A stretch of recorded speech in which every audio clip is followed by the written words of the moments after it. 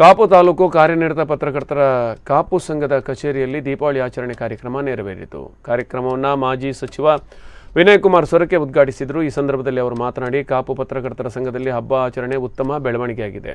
ಪ್ರಜಾಪ್ರಭುತ್ವ ವ್ಯವಸ್ಥೆಯಲ್ಲಿ 4ನೇ ಅಂಗವಾಗಿರುವ ಪತ್ರಿಕಾ ರಂಗಕ್ಕೆ ಅತಿ ಹೆಚ್ಚಿನ ಒತ್ತಡ ಇದೆ. ವಸ್ತುನಿಷ್ಠ ಶ್ರದ್ಧೆಯನ್ನು ಜನರಿಗೆ ತಲುಪಿಸುವಲ್ಲಿ ಪತ್ರಕರ್ತರು ಹೆಚ್ಚಿನ ಒತ್ತು ನೀಡಬೇಕು ಎಂದರು. ಈ ಸಂದರ್ಭದಲ್ಲಿ ಜಿಲ್ಲಾ ರಾಜ್ಯೋತ್ಸವ ಪ್ರಶಸ್ತಿ ಪಡೆದ ಫಾರೂಕ್ ಅಹಮದ್ ಮತ್ತು ಗುರುಚರಣ್ ಅವರನ್ನು ಸಂಘದ ವತಿಯಿಂದ ಸನ್ಮಾನಿಸಲಾಯಿತು. ಈ ಸಂದರ್ಭ ಕಾಪು ಶಾಸಕ ಲಾಲಾಜಿ ಆರ್ಮೆಂಡನ್, ಜ್ಯೋತಿಷ್ಯ ವಿದ್ವಾನ್ ಪ್ರಕಾಶ್ ಅಮ್ಮಣ್ಣಯ್ಯ, ಜಿಲ್ಲಾಧ್ಯಕ್ಷ ಯೋಗೀಶ್ ಶೆಟ್ಟಿ ಬಾಲಾಜಿ, ಕಾಪು ಪೊಲೀಸ್ ವೃತ್ತ ನಿರೀಕ್ಷಕ ಪ್ರಕಾಶ್, ಪುರಸಭಾಧಿಕಾರಿ ವೆಂಕಟೇಶ್ ನಾಡ್ವ ಮುಂತಾದವರು ಉಪಸ್ಥಿತರಿದ್ದರು.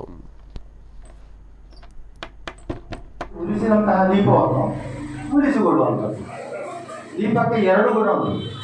ದುರ್ಬುದ್ಧಿ ಹುಟ್ಟಿದ್ರೆ ಊರನ್ನೇ ಸುಟ್ಟಿತ್ತು.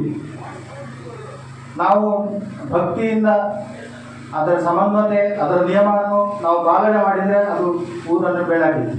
ಸುಡುವುದು ಬೆಳಗುವುದು ಎರಡು ಒಂದೇ. ಅಂತಹ ದೀಪಾವಳಿಯನ್ನು ನಾವು ಇವತ್ತು ಆಚರಣೆ ಮಾಡುವಂತಹ ಒಂದು ಸಂಪ್ರದಾಯ ಬಂದಿದೆ. ನಿರ್ವಿಘ್ನವಾಗಿ ನಡೀಬೇಕಾಗಿದ್ರೆ ಇವೆಲ್ಲವೂ ಕೂಡ ಒಂದು ರೀತಿಯ ಅಸ್ತ್ರ. ಅದರಲ್ಲಿ